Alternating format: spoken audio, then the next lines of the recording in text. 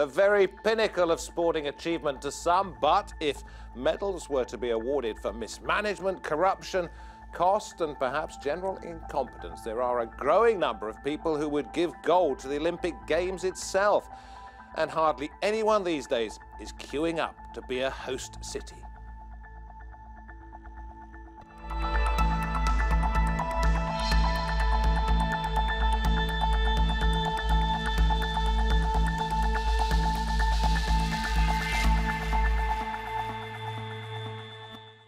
Very good to have you along. I'm David Foster, watching Roundtable. Calgary is the latest to withdraw its bid to host the Olympics. Public pressure saw Boston limp off the Olympic track. Have the Games reached the finish line?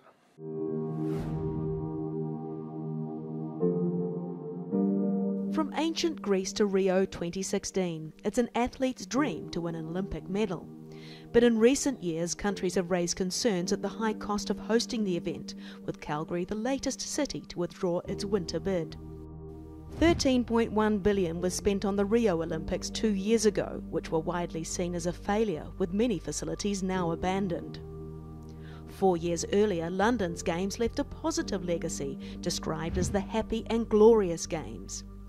The International Olympic Committee has proposed changes that it says could save cities around $1 billion to host the Summer Games.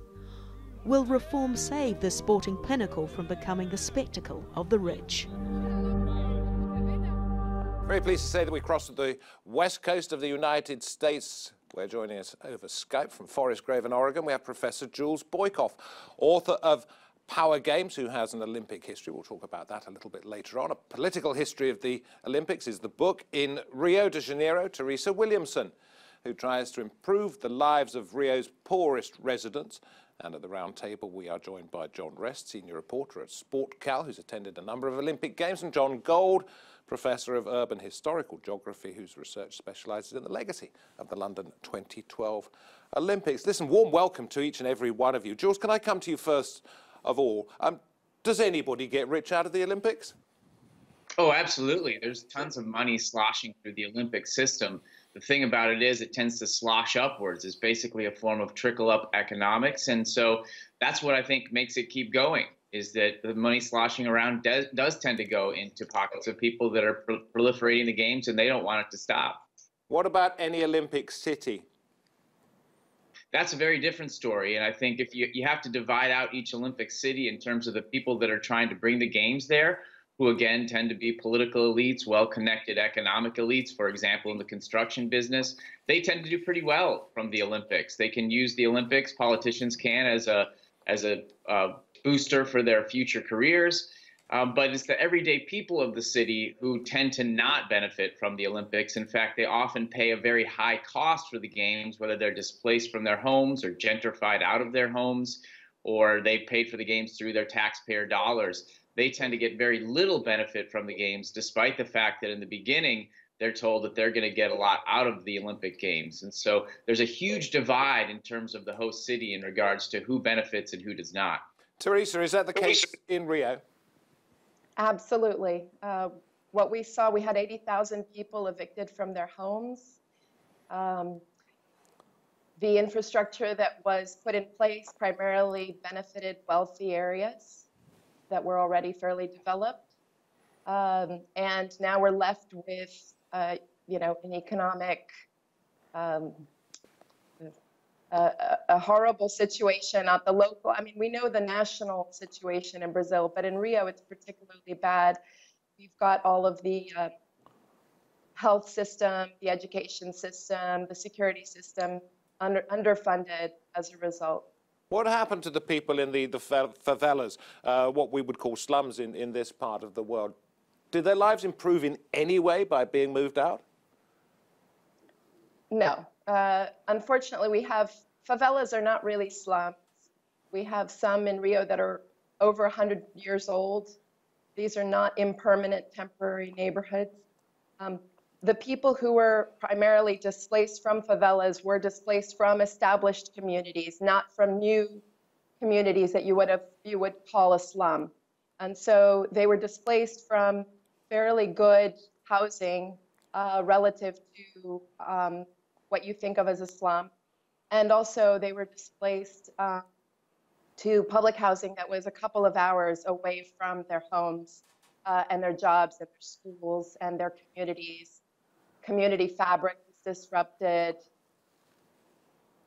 Jon, you've been to a number of Olympic Games. Are you aware of the situation as described by Jules and by Theresa when you're there covering it? And if the answer is yes, I don't know whether it is or not, but I'll preempt that by saying if the answer is yes, how do you marry that alongside the joy, to some extent, of the Games? Yeah, and there's two parts. I mean, I tend to go kind of 7 years before the Games, if you like, during the bidding phase. So you get to see the cities as they are when they're bidding, and kind of some of the kind of derelict natures of what they're going to build bricks and mortar on. And you kind of ask yourself, you just can't envision what this is going to look like. And then when you do go, often 7 years later, and you see it, to be honest, you get caught up in you kind of this IOC Olympic bubble. Once you get your accreditation around your neck, you are looked after unbelievably. You don't have to travel on public transport. You go on the Games lanes and you see what the IOC want you to see, if you like. So you don't get... But if you're an inquisitive reporter, you look behind the scenes as well, and you're aware of it, and those are some of the stories that you report. Do you think that is the case with most reporters, or is it largely ignored? During an Olympic Games, when you're there for the 3 weeks, there isn't a great deal of time with the pressures of what that you're under and depending on what you're covering. I mean, yeah. I don't personally cover the on-field activities, if you like. It's more the business of sport, the kind of lobby and the politics of sport. Do you recognise what Jules said about the trickle-up economics, that people at the top get incredibly rich and people at the bottom, as described by Theresa and by Jules, are the ones who actually have it taken away from them? Oh, absolutely, and the ones at the top are the 100 people, predominantly elderly white men in grey suits who vote and have the power to decide where to take an Olympic Games, and they're the ones that get their per diem, they're the ones that fly That's money per day just for being there, isn't it? Yes, absolutely. Yeah. Yeah, and it's absolutely a trickle-up. We will talk about how it can possibly be changed later on in the programme, but Jon, let me bring you in, because you specialised in what happened in London in 2012. Well, I'm a historian of Olympic cities, so I've looked at the experience of cities since 1896. But yes, I mean, London was the one I was Well, let me ask you a broader question. Yeah. Why is it that it is the only mega project ever in the history of the world that will overrun in terms of cost every single time? Because the initial costings that are usually put in are optimistic costings which are done for the bidding stage. And for the bidding stage, you tell the International Olympic Committee what it wants to know. And what it wants to know is that it's going to be a cheap, efficient games, which is going to bring great benefits to all concerned. In the case of London, the initial costings were hamstrung by the fact that it was widely believed that we were not going to get the games. I remember on the day before the meeting talking with some of the panel who didn't go to Singapore, and they reckoned the best they could do was come a close second to Paris.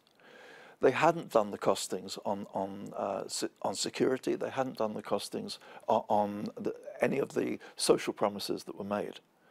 So the immediate effect was that you had a games which was costed at about a third of what it actually costed. They then revised that cost. They then revised. And said it's going to come in at almost double, or perhaps, as you say, 3 times what it was. What they did rather cleverly was slightly overestimate the games cost, and then it came in at around 300,000 less than the bid.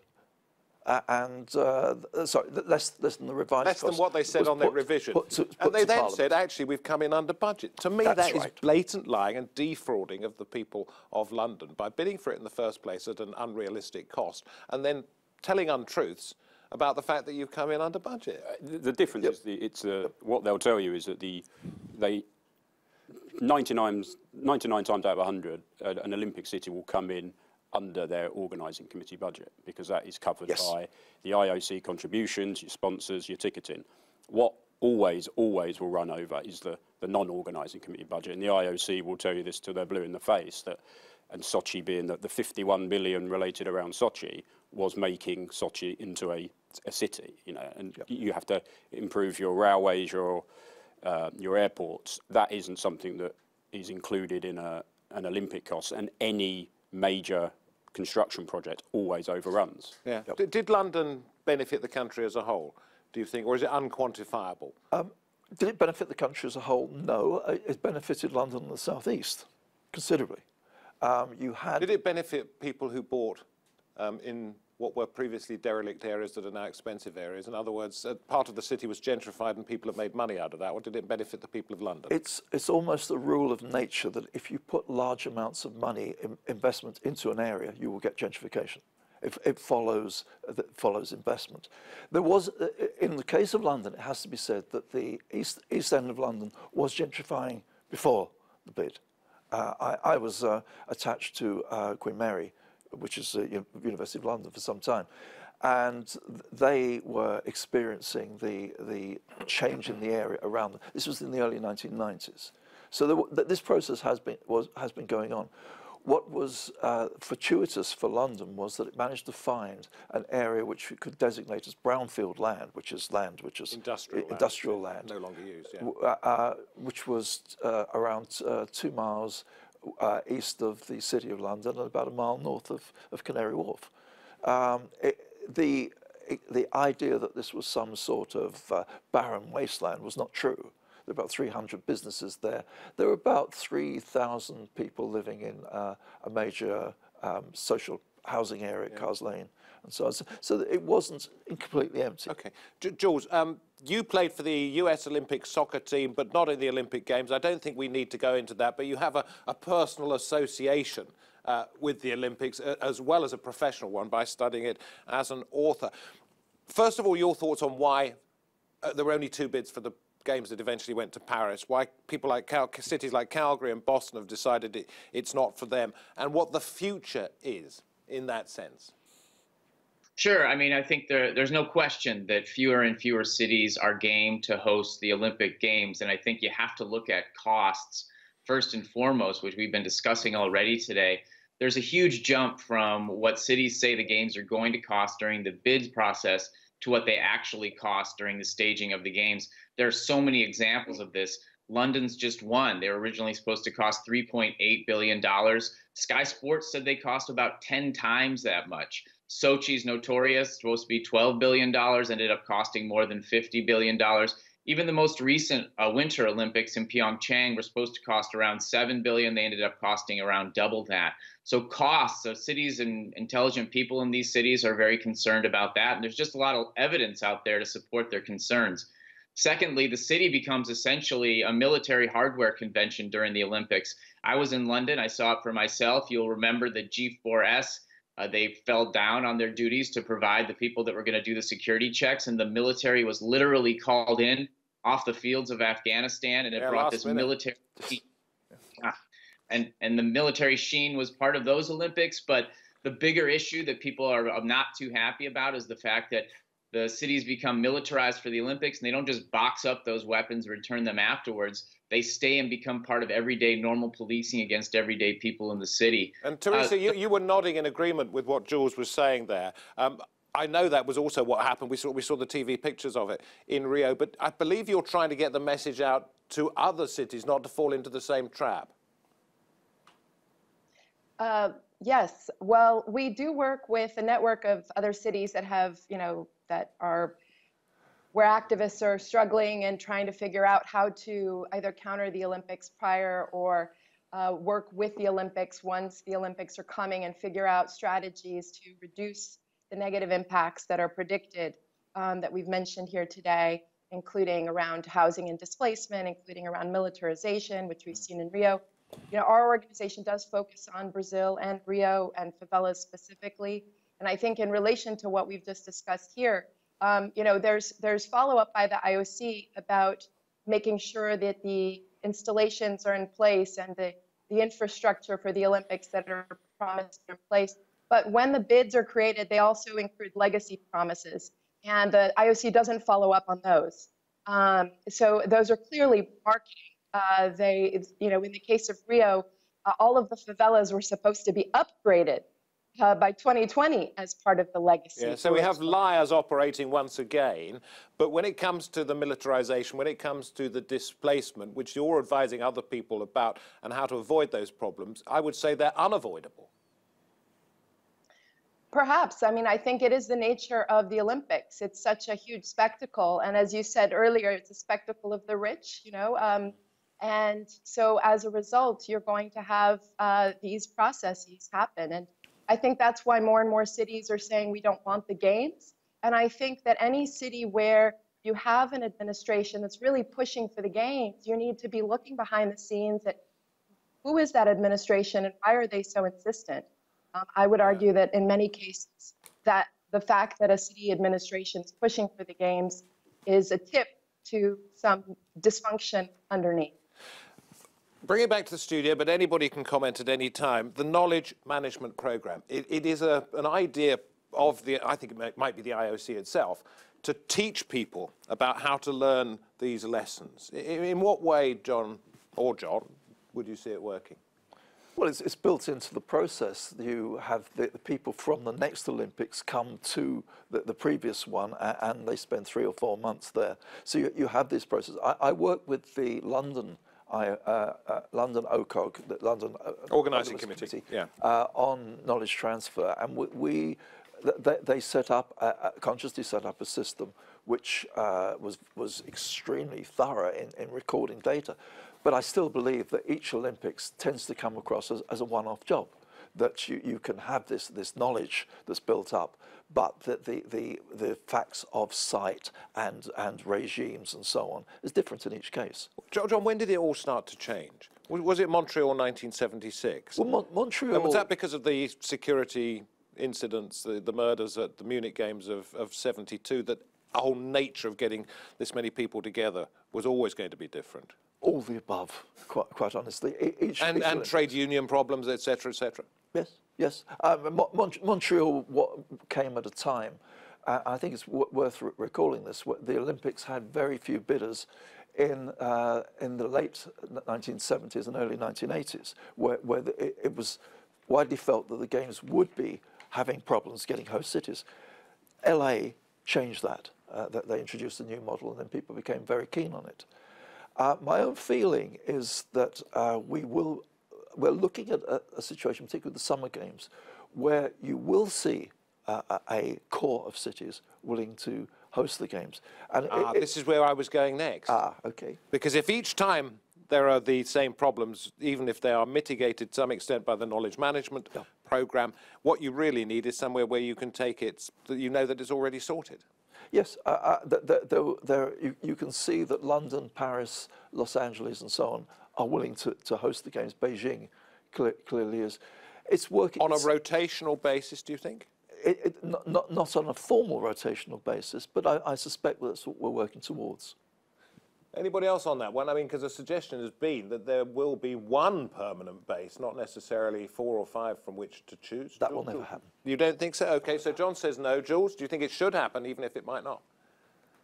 Well, let me just say there's some question as to whether these cities that we're talking about would even want to host the Olympics. Athens is often thrown in the mix as one of those cities because of historic reasons that would be among the mix of rotation. But the people of Athens last time they hosted back in 2004 don't exactly have fond memories of those Olympics with their monuments to wasteful spending, the white elephant stadiums, if you will, that were left in their wake. You know, the issue also around rotating stadiums, it might sound good when you think about it in the abstract, but when you tack it down and think basically you're going to get the Olympics every, let's say, 20 years, a lot of the stadiums built for the initial Olympics are going to be basically, you know, old elephants at that time. Let's just remember Atlanta, which hosted the Olympics in 1996, just destroyed their stadium. They just rubbled it about 20 years later. And so we're not going to get around some of these costs. We have ever increasing needs for these stadiums and hopes that they're going to bring us these special boxes. And so it doesn't necessarily mean if we rotate cities that we're going to cut down on costs in any kind of way. Theresa, just go back a little bit, if you don't mind, and tell us about the state of Rio now. Post-Games, because you talked about legacies that weren't delivered upon by the IOC, but this is a legacy with which you and the people of Rio have to live. Yeah, things are not good here. But of course, there's a lot more in the mix than just the Olympics, so it's hard to disentangle everything. You know, Brazil's been in a recession. Rio's particularly bad, high unemployment. So why, John, have the Olympics at all? Cities don't want them. They're hugely expensive. There's a lot of corruption, it's alleged, etc., etc. Why ever bother? I don't quite think cities don't want them. I mean, if you look at the next three hosts of the Summer Olympic Games, Tokyo, Paris and LA, I'd be surprised if there's any major organisation in the world that wouldn't want their major events in those cities. So they do want them. There is a cost to them, and the cost comes because of the size of the games now, which the IOC are trying to address. They are capping the size of the number of athletes. Well, let's look at some of the costs. Yeah. Costs per event in millions of US dollars. London 2012, $49.5 million per event. Cost per athlete, $1.4 million. That's not athletes who won medals. That's athletes who were there. Yeah. $1.5 million per athlete who attended the London Games. When it comes to Sochi, it was nearly $8 million per athlete and $223 million per event. What is worthwhile about that? Well, I agree. Those numbers are ridiculous, and athletes will be interested to know that it's 1.8 million per athlete when they don't see any of that. But the issue is that what you think about of the Olympic Games is the kind of coming together of nations. I mean, you only have to look at the Winter Olympics this year in Pyeongchang and the legacy that's had with the relations of North Korea and South Korea. You don't Sport can do was that. Just sort of dressing. Well, it probably was dressing, but it's certainly been a catalyst.